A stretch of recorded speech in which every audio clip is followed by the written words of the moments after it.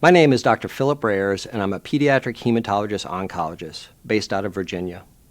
I focus my attention on high-risk, relapsed refractory leukemia, and the majority of my time is spent caring for patients with rare and complex genetic diseases that are associated with primary immune deficiency, bone marrow failure syndromes, and newly described diseases. In the 16 years that I've been practicing, I've probably been involved in the care of over 100 patients with primary HLH. I would say that around 50 to 75% of the patients I've seen with primary HLH are aged 5 years or younger. However, I've also seen multiple adolescents and young adults who have primary HLH, some even in their 20s. With that said, the case I'd like to talk about today was a newborn baby boy called Camden. Indication and usage.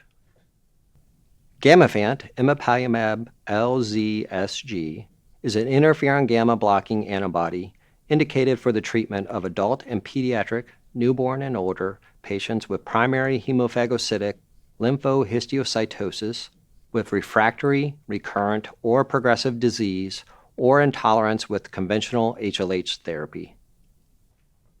Important safety information. Infections.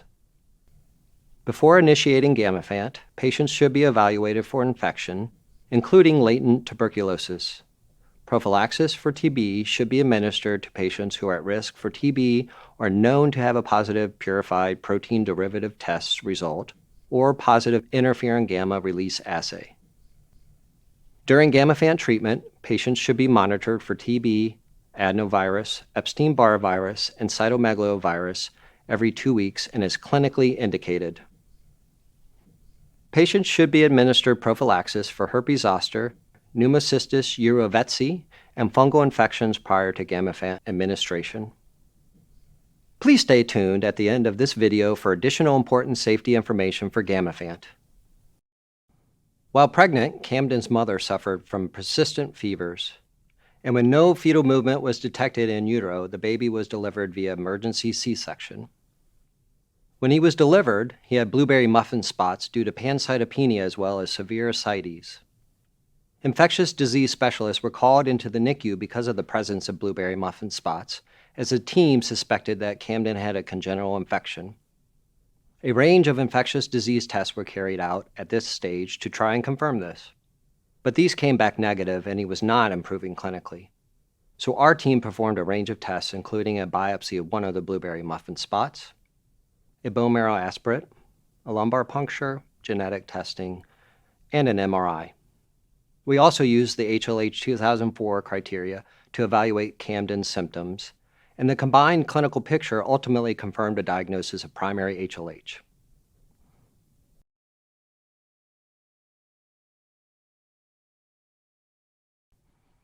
While the differential diagnosis was ongoing, Camden required paracentesis several times to drain ascites, as well as frequent blood infusions in response to cytopenia. Intrathecal hydrocortisone was also administered weekly to normalize proteins in the spinal fluid. When primary HLH was first suspected, we started dexamethasone as the initial treatment. This was successful at stabilizing his blood counts and improving his ascites and liver enzymes, but he was still requiring transfusions.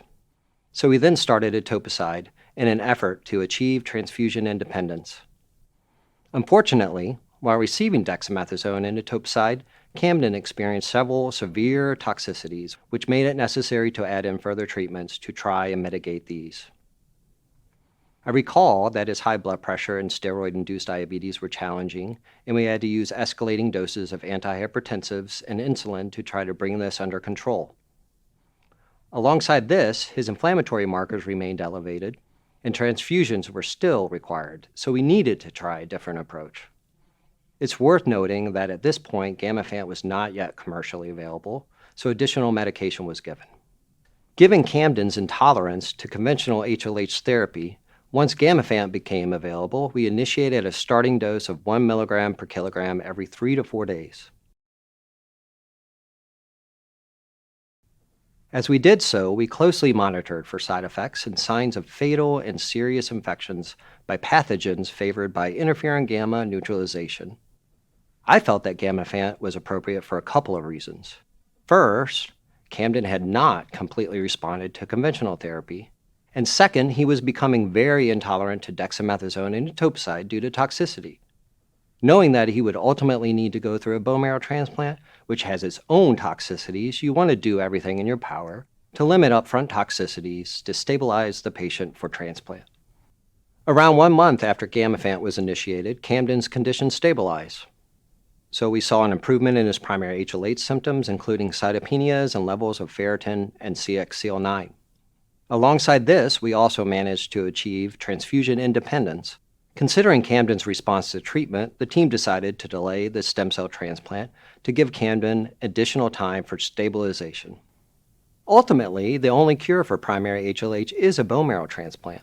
So it was a major milestone that Camden successfully underwent HSCT.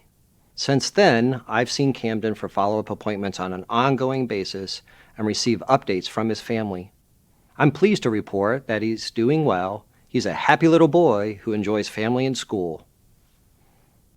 Additional important safety information. Increased risk of infection with use of live vaccines. Do not administer live or live attenuated vaccines to patients receiving Gamifant and for at least 4 weeks after the last dose of Gamifant. The safety of immunization with live vaccines during or following Gamifant therapy has not been studied. Infusion-related reactions. Infusion-related reactions including drug eruption, pyrexia, rash, erythema, and hyperhidrosis were reported with Gamifant treatment in 27% of patients. In 1/3 of these patients, the infusion-related reaction occurred during the first infusion. Adverse reactions. In the pivotal trial, the most commonly reported adverse reactions for Gamifant included infection, hypertension, infusion-related reactions, pyrexia, hypokalemia, constipation, rash, abdominal pain, CMV infection, diarrhea, lymphocytosis, cough, irritability, tachycardia, and tachypnea. Additional selected adverse reactions, all grades, that were reported in less than 10% of patients treated with Gamifant included vomiting, acute kidney injury, asthenia, bradycardia, dyspnea, gastrointestinal hemorrhage, epistaxis, and peripheral edema. These are not all the possible risks associated with Gamifant. Please see the full prescribing information at www.gamifant.com.